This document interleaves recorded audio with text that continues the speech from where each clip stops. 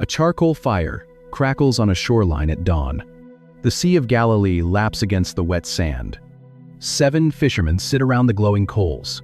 He is asking for a feeling of deep affection. They assume that when the New Testament commands a community to love one another, bless those who curse you, do good to those who hate you, pray for those who abuse you, bless, do, pray, action, action, action. Agape is not a feeling you conjure. It is a policy you execute. It is the terrifying choice to seek the ultimate redemption of the man standing on your neck. You do not have to like him. You do not have to enjoy his presence. You do not have to invite him into your inner circle. But you must actively work for his salvation. You must feed him if he is starving. You must give him water if he is thirsty. In the English language, loving an enemy is an emotional impossibility. In the Greek text, it is a tactical directive. But how does a human being actually build this? How do you construct this high, sacrificial architecture when your own chest is completely empty? The ancient world operated on a very simple economy of affection. You gave it to what already possessed value. A masterfully sculpted marble bust earned admiration.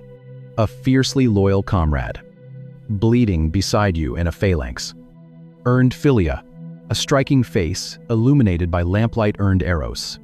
Love was always a response to something inherently beautiful, useful, or good in the object itself, or to love an enemy who actively seeks their harm. It is demanding an internal emotional state, a warmth in the chest, a fondness. If a man was cruel, if his cloak smelled of violence and theft, if he actively sought your ruin, he held zero value in this ancient economy. Therefore, he could not be loved. The emotional machinery of the human heart had absolutely nothing to latch onto. But the writers of the New Testament introduced a completely inverted economy. Agape is not a reaction to value. It is the creation of value.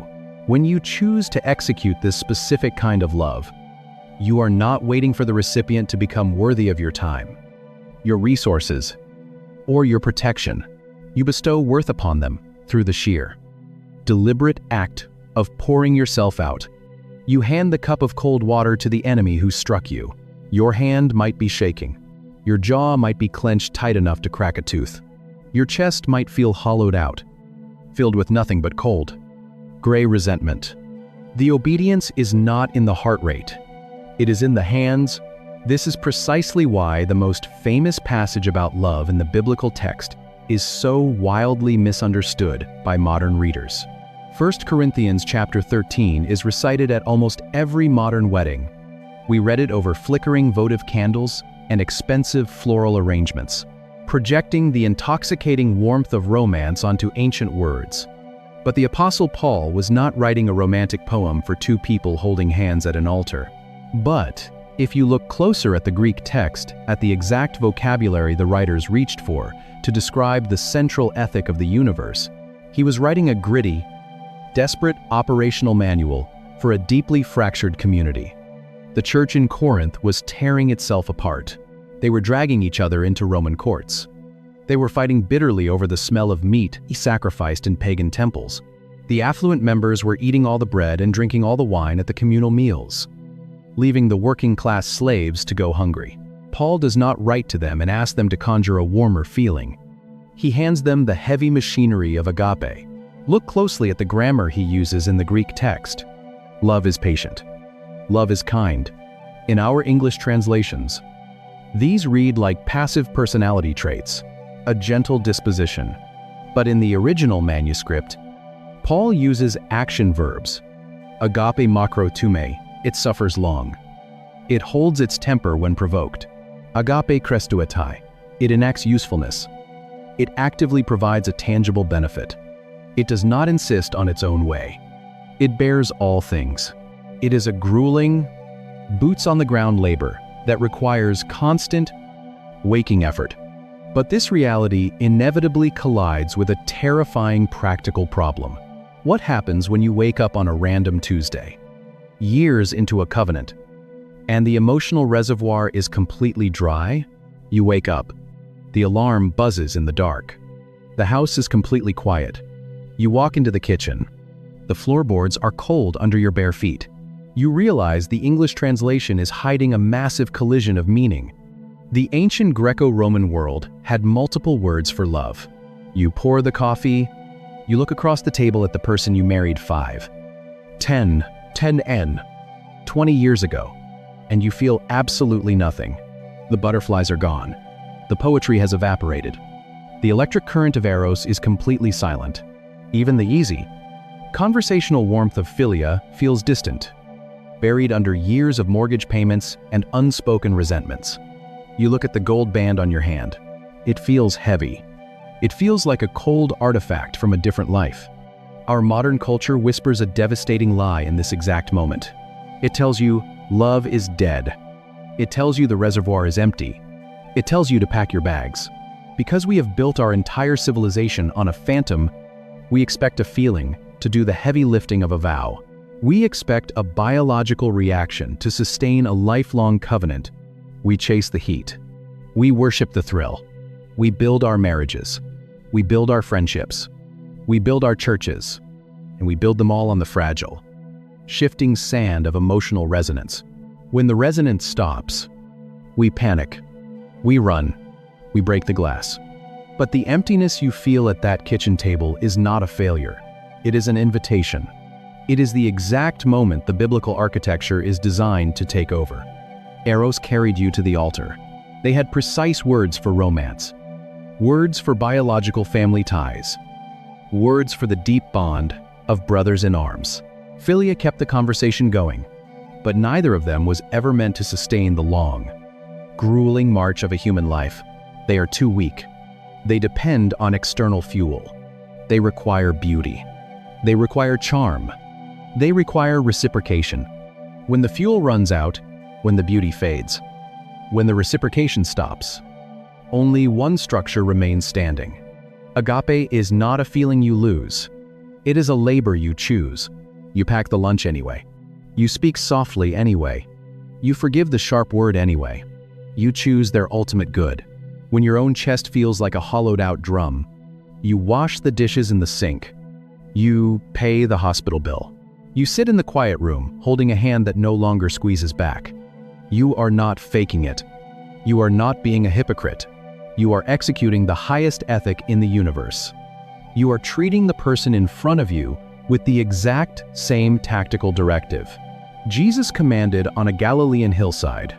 By executing action when the emotion is dead, the dryness is not a signal to abandon ship. It is the signal to pick up the hammer. It is the signal to start building value where none currently exists. You create the worth by pouring out the water. But how does a frail, exhausted human being actually sustain this kind of brutal, beautiful labor without breaking? But the word that defines the New Testament is none of those. Biblical love is not an emotion you fall into. It is an architecture you build. Where does the endurance come from when you have absolutely nothing left in your own hands? A pitcher of water tips in a quiet upper room. The water splashes violently against the side of a copper basin. Jesus strips off his outer garment, wraps a rough, dirt-stained linen towel around his waist, and kneels on the hard stone floor. He takes the unwashed, dust-caked feet of the very men who will abandon him in a few hours, the men who will sleep while he sweats blood, the men who will run when the swords arrive, and he begins to scrub the grime from their skin. But here is the part I keep coming back to. I keep coming back to that charcoal fire on the beach in John 21. Not just the piercing questions, not just the heavy, agonizing negotiation of Greek vocabulary, but the devastating physical fact that before Jesus ever demanded Peter's life, he cooked breakfast for the man who had just cursed his name in the dark. The ultimate standard of the universe didn't just demand a high theology of sacrificial devotion. He handed Peter a piece of warm, roasted fish.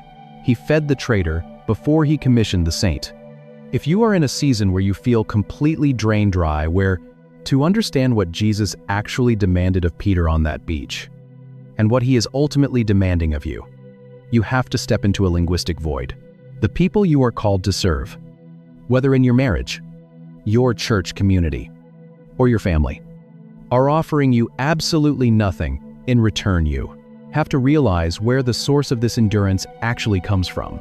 You cannot manufacture agape from your own internal emotional reserves. Your psychological reserves are strictly finite. They will inevitably exhaust themselves. The resentment will slowly build in the muscles of your jaw. The bitterness will inevitably harden in the center of your chest. You cannot give what you do not currently possess. The endurance is not a product of human willpower. It is a transmitted inheritance.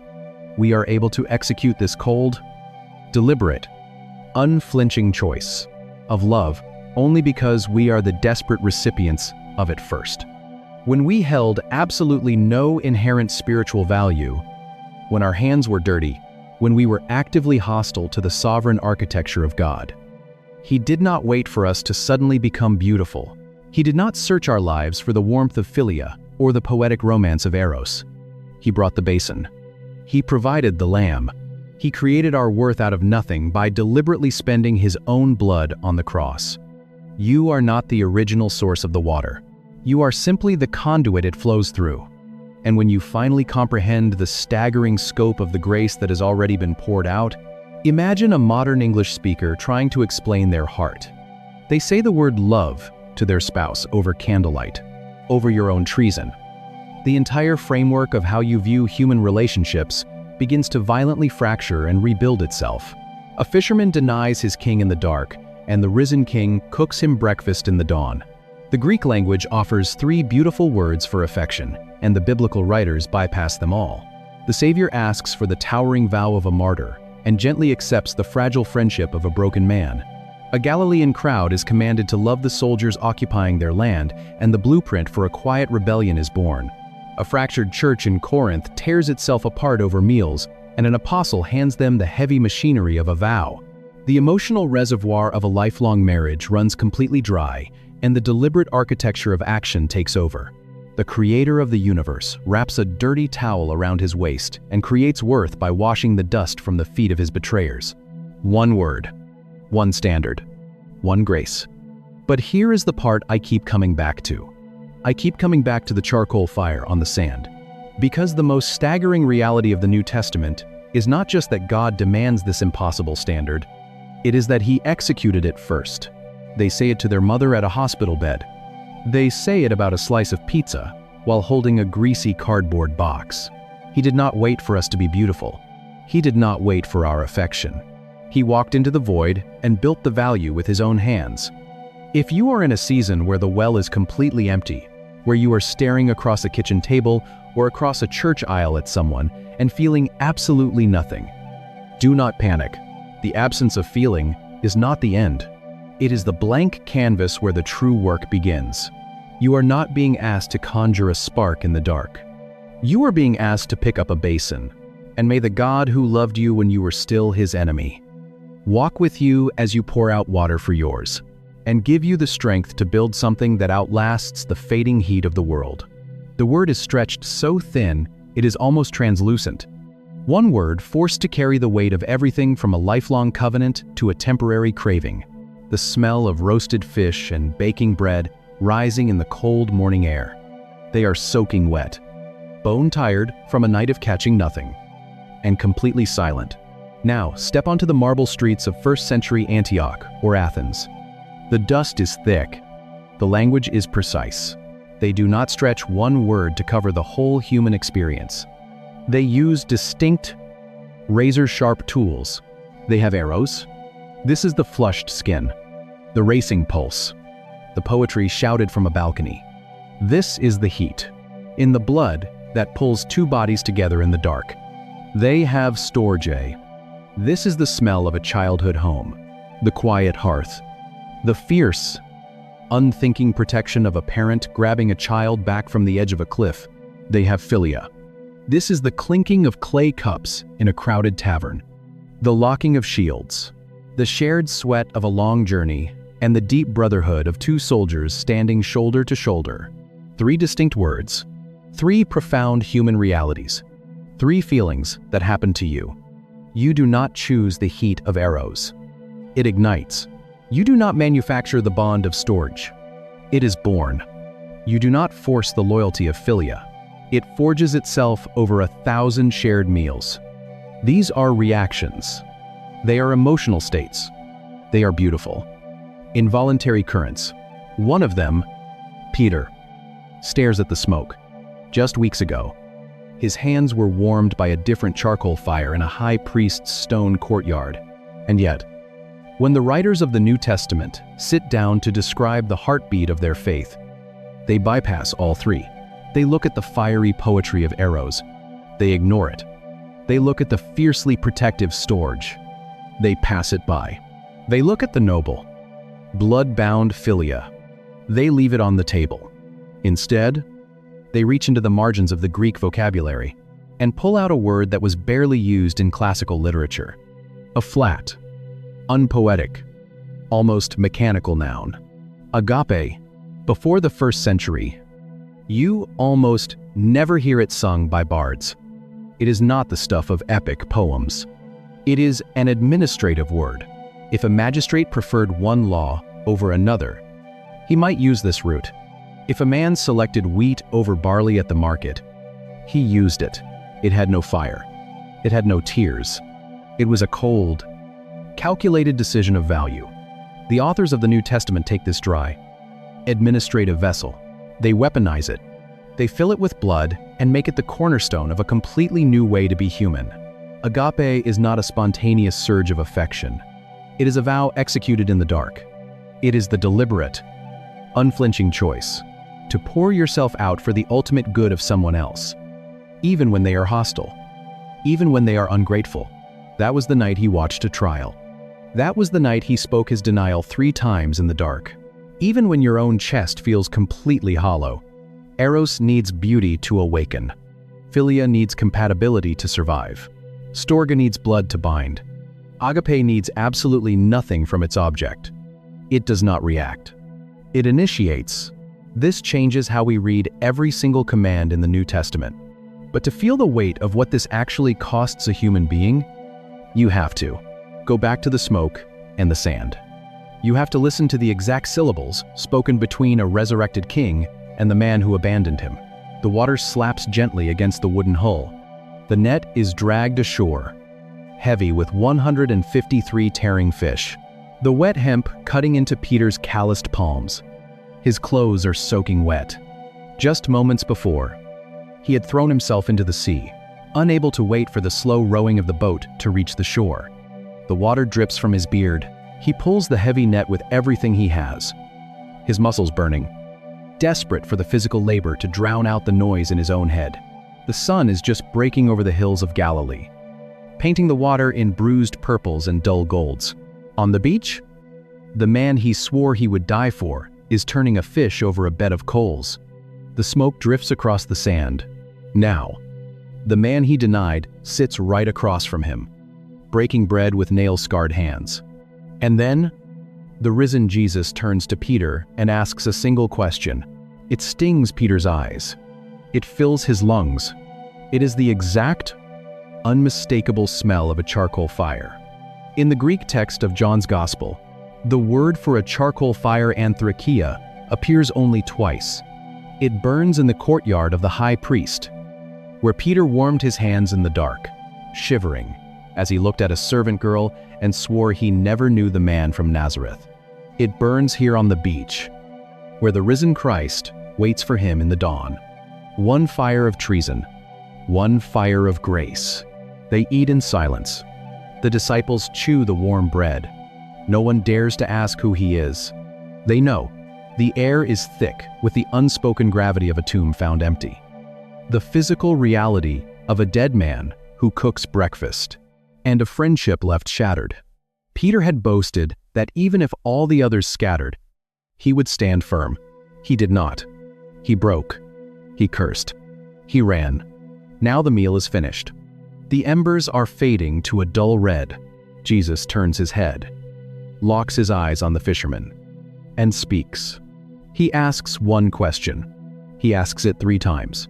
A deliberate, surgical undoing of the 3 denials in the dark. But Jesus is not asking for an apology. He is executing a restoration. He asks it 3 times. Do you love me? In our language, the English language. This is the heaviest and yet the cheapest word we own. In the English translation, the exchange looks flat. It reads like a repetitive test of loyalty. Simon, son of John, do you love me? Yes. Lord, you know that I love you. 3 times. The exact same words. A polite, redundant conversation on a sandy shoreline, but that is not what is happening. Beneath the English text, a quiet violence is taking place. 2 completely different words are crashing into each other in the morning air. Jesus is holding out one standard. Peter is clinging to another. And the gap between what the king demands and what the fisherman can offer is the very chasm where our modern understanding of love completely falls apart.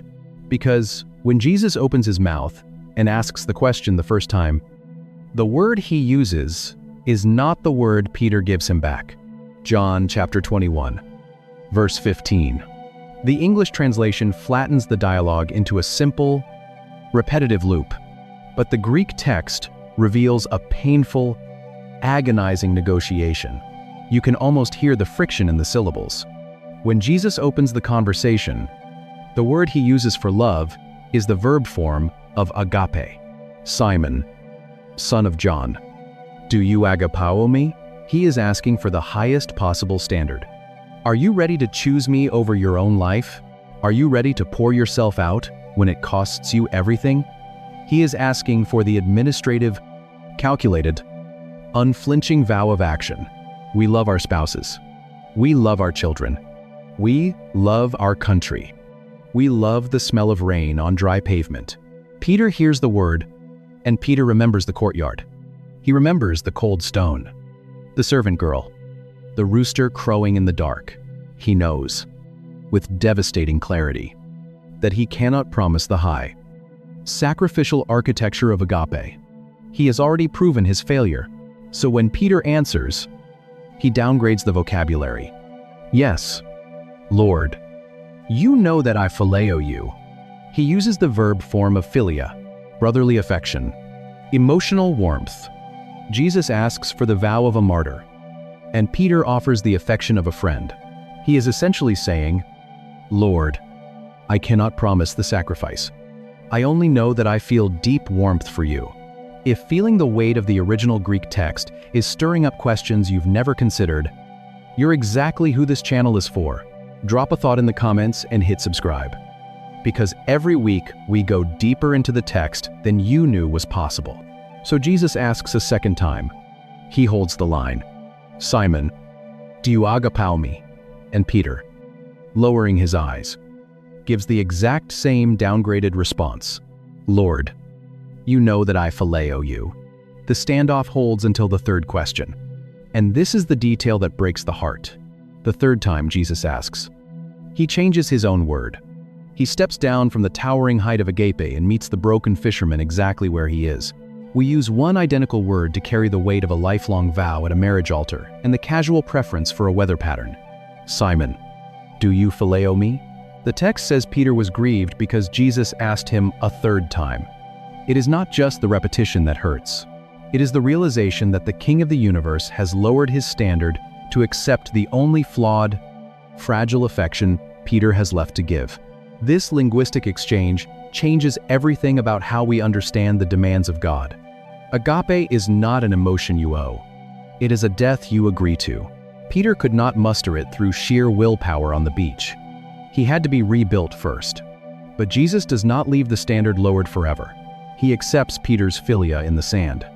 But his ultimate command to the world requires the terrifying weight of agape, and nowhere is that standard more shocking than on a dusty hillside in Matthew chapter 5. A hillside in Galilee. The grass is scorched from the afternoon sun. A crowd sits shoulder to shoulder in the dust. They are not philosophers. They are farmers. They are zealots. They are widows. They are the occupied. They smell of sweat, of garlic, of unwashed wool. They live under the crushing weight of a military machine. Down on the Roman road, patrols march past. You can hear the rhythmic clanking of bronze against iron. You can hear the bark of foreign orders in the heat. Most people assume the biblical writers did the exact same thing. They read the English translation and assume that when Jesus looks into Peter's eyes, a soldier can legally force any man on this dirt hill to carry his heavy leather pack for a mile. He can take the grain. He can strike a face. The taxation is brutal. The executions are public. The hatred in the Jewish blood is thick, justified, and absolute. Jesus stands in the wind. He looks at this crowd of the oppressed, and he drops a command that defies every human instinct. Love your enemies. If we read this in English, it sounds like madness. It sounds like Jesus is asking the oppressed to suddenly feel a warm, fuzzy affection for their abusers. It sounds like psychological torture. You cannot force a heart to feel fondness for the man holding the whip. You cannot manufacture a racing pulse of joy for the empire stealing your land. But Jesus does not use the word phileo. He does not ask for friendship. He does not demand affection. He uses the verb agapo. He demands the administrative, unflinching, calculated choice of ultimate good. The command is not a request for a feeling. It is a blueprint for a rebellion. Look at the verbs he attaches to it immediately after.